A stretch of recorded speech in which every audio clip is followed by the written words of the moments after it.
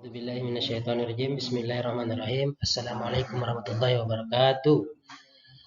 Alhamdulillahirabbil alamin wassalatu wassalamu ala asrafil anbiya'i wal mursalin wa ala alihi wa ashabihi wa ummatihi ajmain.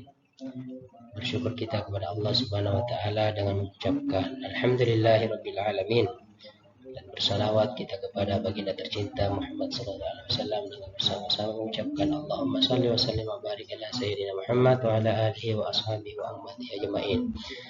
Alhamdulillah, insyaallah pada pertemuan kali ini kita akan membahas materi terkait media dan sumber belajar.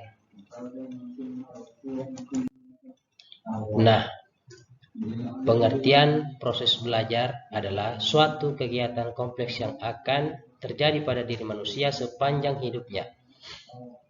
Hal ini ditandai dengan adanya perubahan tingkah laku yang terlihat pada tingkat pengetahuan, keterampilan, dan sikapnya. Adapun proses belajar formal adalah yang dilakukan pada sekolah-sekolah untuk mengarahkan perubahan pada siswa secara terencana. Dalam proses belajar di sekolah, terdapat interaksi yang terjadi satu sama lain. Interaksi ini terjadi antar elemen lingkungan yang ada di dalam sekolah, yakni murid, guru, staf, kepala sekolah, bahan sumber belajar, fasilitas, media, materi, pelajaran, dan lain sebagainya. Kemudian, pengertian media. Kata media berasal dari bahasa Latin medius yang berarti tengah, perantara, pengantar. Menurut Gerlach dan Eli tahun 1971, secara garis besar bahwa media dipahami sebagai manusia, materi, dan kejadian yang membangun kondisi yang dapat membantu siswa memperoleh pengetahuan, keterampilan, dan sikap. Berikutnya, pengertian media pembelajaran. Media pembelajaran dapat dikatakan sebagai alat bantu pembelajaran, yaitu segala sesuatu yang dapat digunakan untuk merangsang pikiran, perasaan, perhatian, dan kemampuan atau keterampilan peserta didik sehingga mereka dapat mendorong terjadinya proses belajar.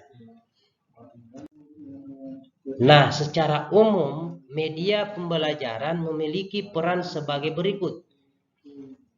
Poin pertama yaitu memperjelas penyajian pesan pembelajaran agar tidak terlalu bersifat verbal. Kemudian kedua, mengatasi keterbatasan ruang, waktu, dan daya indera. Berikutnya, ketiga, penggunaan media pembelajaran secara tepat dan bervariasi dapat mengatasi sikap pasif peserta didik. Keempat, menjadikan pengalaman manusia dari abstrak menjadi konkret. Berikutnya, 5, memberikan stimulus dan rangsangan kepada peserta didik untuk belajar secara aktif. Terakhir, dapat meningkatkan motivasi belajar peserta didik sehingga dapat meningkatkan prestasi belajar. Nah, selanjutnya, secara umum media pembelajaran dapat dikelompokkan menjadi 4 bagian. Pertama, media visual, kemudian media audio, ketiga media audiovisual, dan terakhir adalah multimedia. Nah, yang pertama, media visual itu adalah sebuah hal yang jarang didengar, terlebih di zaman canggih seperti saat ini. Ada banyak sekali model dan bentuk dari media audio dan media visual itu sendiri. Kemudian media audio. Media audio ini media dengar. Ya, atau kata lain media dengar adalah alat media yang isi pesannya hanya diterima melalui indera pendengaran saja. Kemudian yang ketiga, media audiovisual adalah media yang mempunyai unsur suara dan unsur gambar yang secara bersamaan bergerak dan didengar. Nah, jenis media ini mempunyai kemampuan yang lebih baik karena meliputi dua jenis media, auditif atau mendengar dan visual atau melihat. Yang terakhir, multimedia. Nah, multimedia berasal dari dua kata yaitu multi dan media. Multi berarti banyak, sedangkan media berarti secara komunikasi untuk memberikan informasi. Jadi, multimedia adalah sarana atau media yang menggabungkan antara teks, gambar, audio, video, dan animasi. Kemudian pembahasan selanjutnya, peranan dan manfaat media dan sumber belajar. Nah, peranan media pembelajaran ada beberapa. Nah, ini menurut Ahmad Rohani tahun 1997, diantaranya yaitu pertama, media pembelajaran mengatasi perbedaan pengalaman pribadi peserta didik. Yang kedua, media pembelajaran mengatasi batas-batas ruang kelas. Ketiga, mengamati benda yang terlalu kecil. Yang keempat, mengamati benda yang bergerak terlalu cepat atau terlalu lambat. Yang kelima,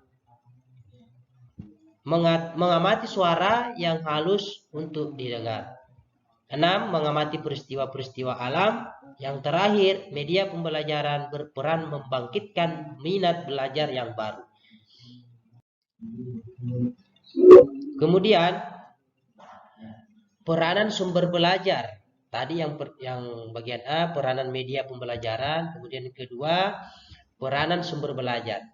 Nah, sama halnya seperti media pembelajaran, sumber belajar juga memiliki peranan, diantaranya adalah sebagai berikut.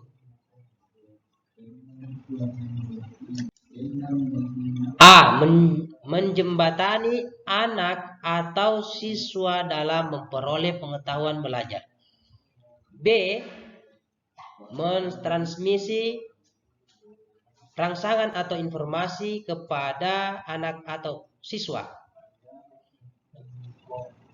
Ungkapan transmisi dalam konteks ini mempunyai dimensi banyak dan dapat dikaitkan dengan pertanyaan-pertanyaan apa, siapa, di mana, dan bagaimana. Pertanyaan-pertanyaan ini amat berguna sebagai alat bantu mengorganisasi dimensi sumber belajar. Kemudian slide berikutnya kita membahas poin kelebihan dan kemampuan media menurut Gerlach dan Eli dalam Ibrahim et al. 2021.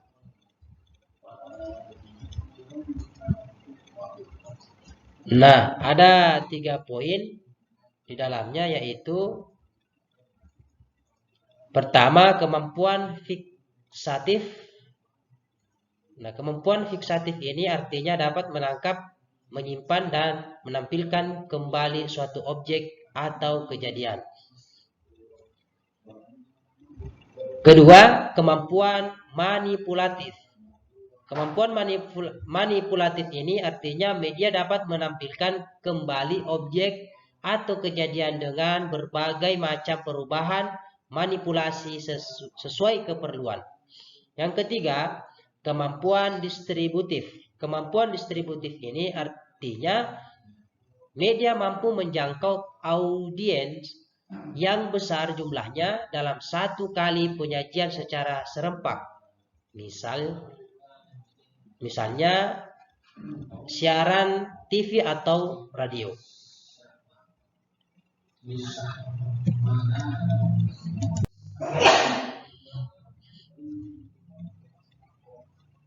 Nah, sebagai kesimpulan dalam pembelajaran kita kali ini bahwa landasan teoritis dari penggunaan media dalam proses pembelajaran adalah adanya berbagai pengalaman baik langsung, piktorial ataupun abstrak yang menuntut kita untuk menciptakan perubahan-perubahan.